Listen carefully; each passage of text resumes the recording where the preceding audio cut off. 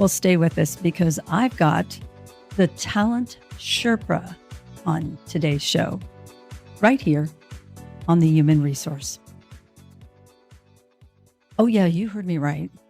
I said Talent Sherpa. Now, if you have not met Jackson Lynch, I can assure you you're going to be just as impressed as I was. Jackson, I am so thrilled to have you here today.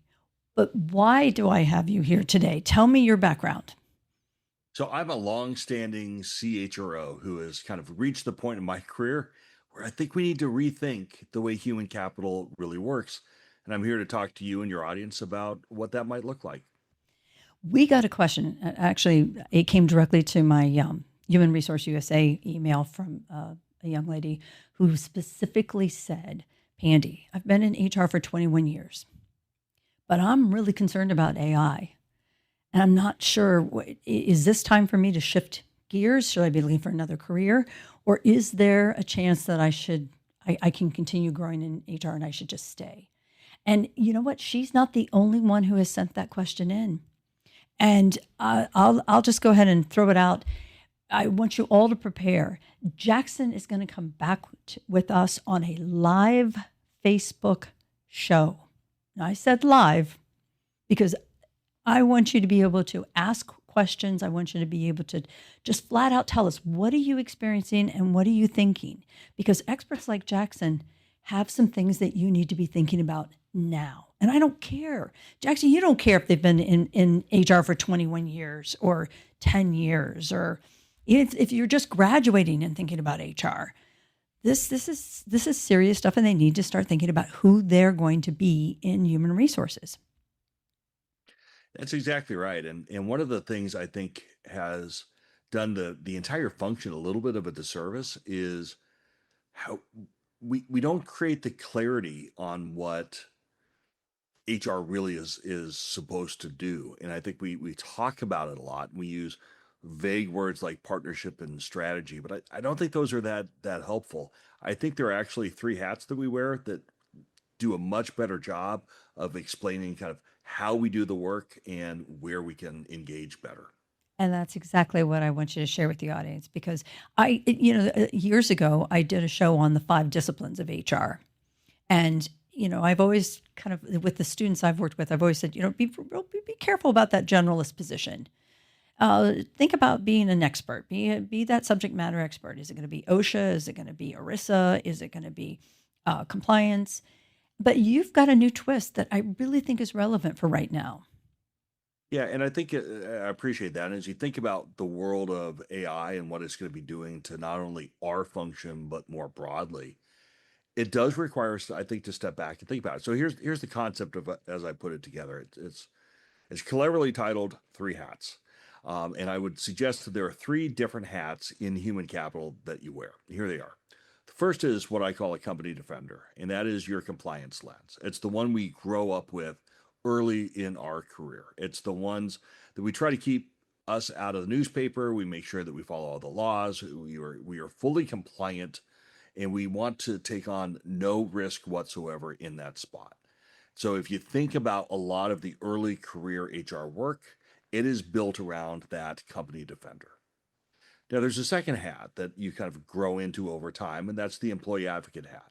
And I mean this defined the way Dave Ulrich did in his 1996 book, HR Champions. Yeah. Not the way we have kind of, in the last 5 to 10 years, absorbed advocacy as some sort of mental shop steward for the employees, representing employees against the company. That's not it at all. This is about fairness of process. It's about making sure that the perspectives holistically are being shared. It is about making sure that we have provided the clarity and the feedback and the transparency to the organization that's a part of it. And in that, you will always try to be strong at the company defender, but you grow into over time this employee advocate. And then later in your career, as it progresses more vertically in organizations, you take on what I call the talent maven.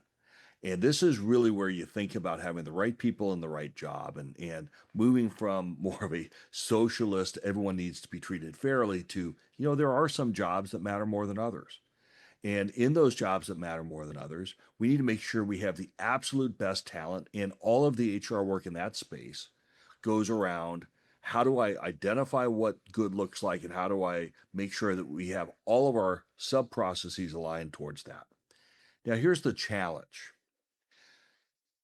the closer you are to the company defender hat, you have it much more narrowly defined. You have specific rules, and you have tasks and workflows that tend to be repetitive. That is the breeding ground for agentic solutions as we move forward. But as you move through the organization, the more you get into the employee advocacy hat, and then ultimately into the talent maven hat, that's where the human in or above the loop, where you have judgment, discernment, and you have trade offs that you need to address. That is the future of human capital. And part of what I'm trying to bring to the community is a really strong focus on what that looks like, and what we can be doing now to best prepare us. Well, and I love the approach you're making, because you're telling the audience you still are needed.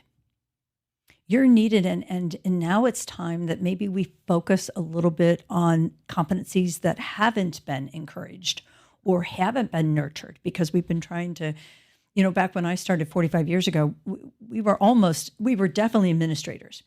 All we did, in fact, I remember, I remember the VP at one of the hospitals I worked at looked at me and said, "Pandy, slow down, slow down. You're just being, you're coming up with all these programs, and you're just getting ahead of yourselves." And I said, "No, no, no, I'm just being proactive." And he goes, "No, no, no, we don't do that. We're just administrators." That would not fly in where we're going with AI. Well, if you go all the way back, and I'm going to date myself as well. If you ever remember the original movie Dirty Harry with Clint Eastwood, Oh, of and he course. accidentally, gets involved in a officer involved shooting, and he gets put on the administrative desks, and then he gets pushed in front of his boss, and his boss says, "You're going to move over to personnel," and and the Eastwood's character says, "Personnel, that's for idiots." He didn't use idiots; he had a different word. Yeah. And the boss says, "Well, I was in personnel for 10 years," and he goes, "Yeah," and he turns and walks away. We've come a long way since those days, but the moment today versus the next 5 years is going to be unlike anything the function has ever experienced. Well, and talk about the competencies, because again, there were people back 45 years ago that kept calling themselves people. I'm a people person, and I'm really good with people. And back then it was valued. It fit, but it doesn't fit anymore. It hasn't for a while. And now we're talking about, again, competencies that maybe we're not encouraging or we're not nurturing in the workplace.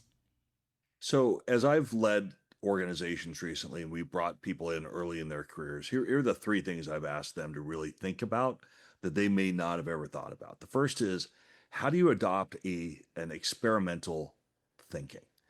And it's okay to fail fast in these things, right? What you don't want to do is fail fast as you go through a one-way door. So you need to make sure that you're not changing things that are irrevocable. But within the world that we live in, adopt things like agile methodologies, where you pull people into the room, you give them autonomy, you give them data, and you give them a very near in defined space to build something that works better. If any of your listeners have not tried to redo their onboarding approach with an agile technology, like that methodology, it will fundamentally change. And by the way, you don't have to get perfect. You have to get better, and that's the big piece. So adopt adopt an experimental way of thinking. I think that's a critical competency. Good. This Good. the second one is to adopt a process design mindset. Okay. I'm going to be really blunt. One of the things we have done in human capital is we have layered on new technologies without changing the underlying function. And of the of the CHROs that I help in my advisory practice, especially the ones that are just brand new to the business, we come into over and over and over. People have tried to adopt the process that was there and change the technology rather than adopting the technology and changing the process. A lot of money wasted. Tons of money wasted. Yep. Artificial intelligence, especially in that agentic solution, that is going to require us to not only break that and shatter that approach, but we're going to have to think about what work really does need to get done at all. And then how do I have the right definitions and agentic solutions and the management of all of that? Like that kind of design system thinking is going to be critically important. There are lots of free resources out there to help you with that. And then the final one, I think it is you need to adopt the ability to have a constraint based human capital practice. What I mean by that is you look at the business strategy through a talent lens.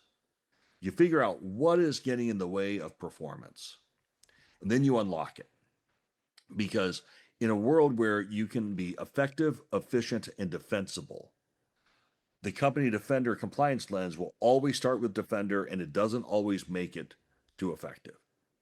The future is how do I make it effective, and then maybe not eliminate all risk, but eliminate unnecessary risk.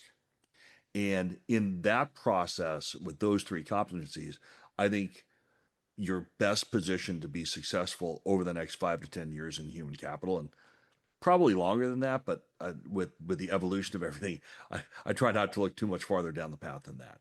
Yeah. But you know, every bit of this, not a single one of these things that you just mentioned requires a advanced degree.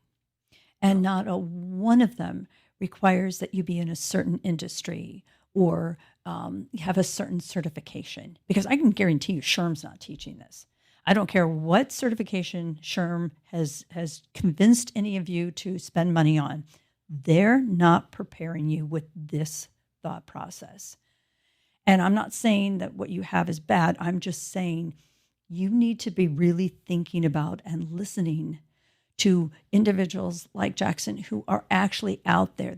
Their feet are in the trenches.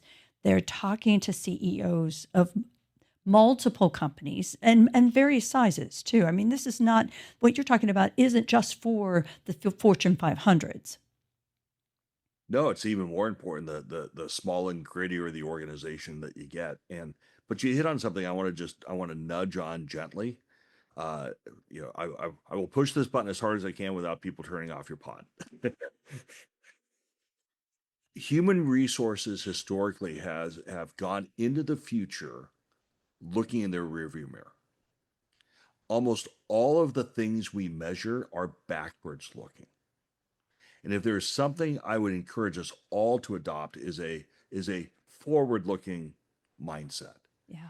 And the world is evolving at such a pace. And I've heard it, people have said it, I think it's true.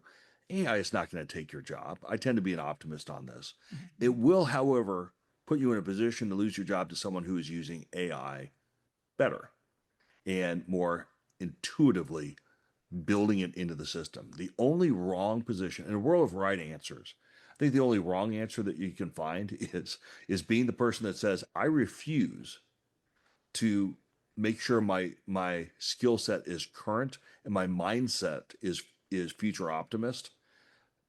Those are going to be the folks that are going to be left, I think, behind. I just don't know when it's going to be, but I think it does come. Jackson, I think you're absolutely right. I think you're absolutely right. We've got to take this younger generation and those who are behind us in their time and in experience and give them encouragement and the confidence to say it's okay if you make a wrong decision, if you turn to the right and go, ooh, probably I should have turned to the left. It's okay. But one of the things that I have said over and over again, and I truly believe with all my heart that every decision has a consequence. And you have to think about now, what decisions are you going to make with your career? What decisions are you going to make with the time that you spend in the HR role? And what outcome can you somewhat envision, if I were Tony Robbins, or expect if you're Pandy? I mean, you just have to understand that don't wait, because these decisions are going to be made with or without you. So I did a keynote for a company about 2 months ago, and they invited me back to do a different keynote with a different, larger audience for their kind of national meeting. I've had to redo, and both were on the use of AI Okay. in business. I had to redo the entirety of the presentation because everything I did 2 months ago was stale. No kidding. So the world is moving at an accelerating pace. And what is so important is to lean into that discomfort. And, Yeah. and if it's okay, I want to, lean from an authentic place of vulnerability here. Don't look at LinkedIn as a way to think that this is what is happening in the world. LinkedIn is like Instagram, and it shows a fake version of reality. Everyone makes mistakes. Everyone stubs their toe. You can't move forward. And I don't want to take this in a whole different direction, but one of the things I talked at the SHRM Innovation Conference, Johnny Taylor was kind enough to interview me to kick off their Innovators Conference, and we talked about the difference between being psychologically safe and comfort. And my argument is those are not the same thing. Psychological safety means you put something uncomfortable onto the table, an uncomfortable truth into the discussion, and you can defend it. You might even be wrong, but you still feel like you belong to the team. Comfort is necessary for growth. I'm sorry, discomfort is That necessary sounds better. for growth. Yeah, sorry about that. And yet we've taken I feel unsafe to I feel uncomfortable, and we've conflated those two things together. And if there's anything I could share with your audience is, if you are comfortable at work, that should be the warning signal, because life is moving too fast for anyone to feel comfortable today. Well, and come on, guys. If you've been with me through the podcast, even when we had the TV show, what did I tell you during the pandemic? Get comfortable with being uncomfortable. It's just, change is the only constant in the universe. I'm going through all my little phrases here, but they're true. They're true. And education is ageless. Reach out and continue growing. Yes, you're listening to this podcast, and we're going to help you out as much as possible. But you have to understand that there's so much more out here for each and every one of you. And part of that could be satisfied by looking up Jackson on his Substack. Tell us about Substack. Yeah, I've been writing about this kind of thing for the last 2+ years now. It's a best-selling Substack. You can find it at talentsherpa.substack.com. I have my own podcast too, which is getting more and more people listening to it, and that's a lot of fun. And all of my materials you can find at mytalentsherpa.com. It's where I'm trying to help this community rethink how human capital really works. Look, this all came about with one question, and then that just snowballed another and another and another. And this is why we're here. And I will remind you one more time, if you have any concern or question, we expect to hear from you, because that's why we're all here. And again, put it on your calendar, June 18th at 12 o'clock Eastern. It's a live show. So Jackson's going to be here. You can literally send in your question ahead of time, or you can put it on the chat. But either way, we're here to help you. Thank you for joining us right here at the Human Resource.